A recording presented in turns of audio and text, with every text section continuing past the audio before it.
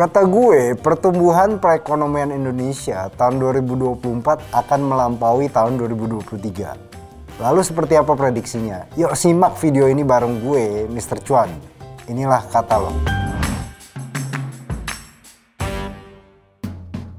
Proyeksi pertumbuhan PDB real di Indonesia akan mencapai di kisaran 5,3% hingga 5,7% pada tahun 2024. Kondisi ini melampaui proyeksi pertumbuhan perekonomian di tahun 2023 sebesar 5,1%. Adapun wilayah yang akan mengalami pertumbuhan ekonomi yang tinggi adalah Sulawesi, Maluku, dan Papua dengan rata-rata pertumbuhan perekonomian di level 6,9%. Sementara Bali, Nusa Tenggara diproyeksi mengalami pertumbuhan perekonomian paling rendah, yakni 3,2% pada tahun 2024. Apa penyebabnya sehingga prediksi pertumbuhan ekonomi tahun depan di Indonesia cukup tinggi, Mister?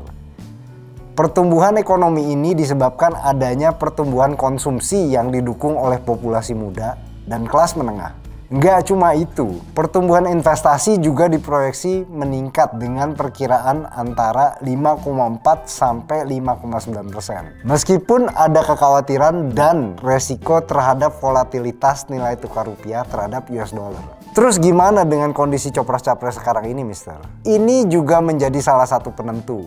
Ketiga kandidat dalam pemilihan presiden mendukung kebijakan yang ramah bisnis. Pengeluaran terkait pemilu ini diprediksi dapat mendorong aktivitas ekonomi. Ya beli spanduk, beli kaos buat kampanye, beli konsumsi untuk peserta kampanye, ya masih banyak lagi lah. Nah, perekonomian Indonesia mengalami pertumbuhan setelah normalisasi pasca COVID-19. Pengamatan gue, sektor transportasi dan pergudangan mencapai pertumbuhan tahunan pada 14,7% di triwulan 2 2023. Sementara itu, sektor pertambangan, terutama nikel, menjadi segmen ekonomi yang dinamis. Terus kan pemerintah udah mulai membangun IKN. Itu ada dampaknya nggak, Mister?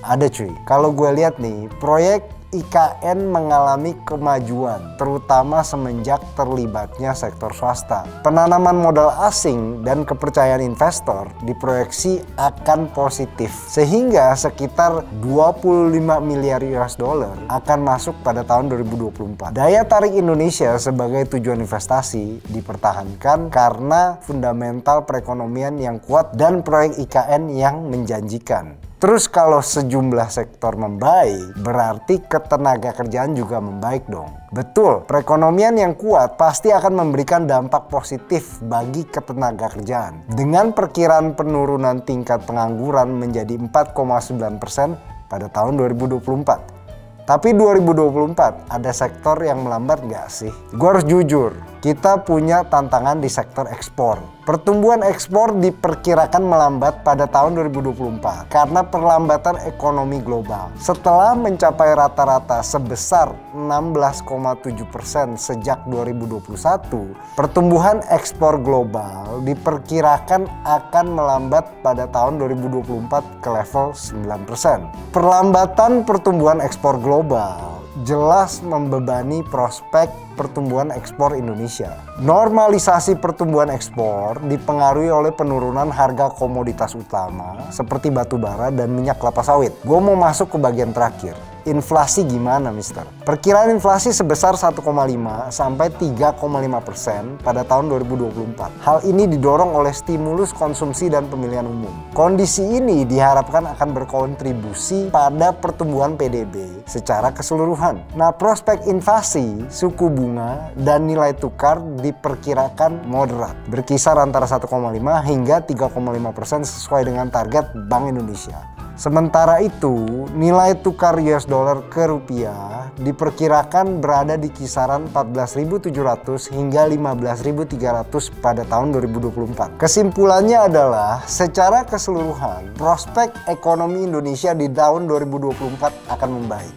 Itu kata gue. Kalau kata lo, langsung aja sampein pendapat lo sesuka hati. Gue juga nerima masukan ide soal tema yang lo mau tahu. Oh iya, jangan lupa juga ya subscribe YouTube Kata Data Indonesia, Instagram dan TikTok gue di @thereal_Mr. Chuan. Gue Mr. Chuan, ciao.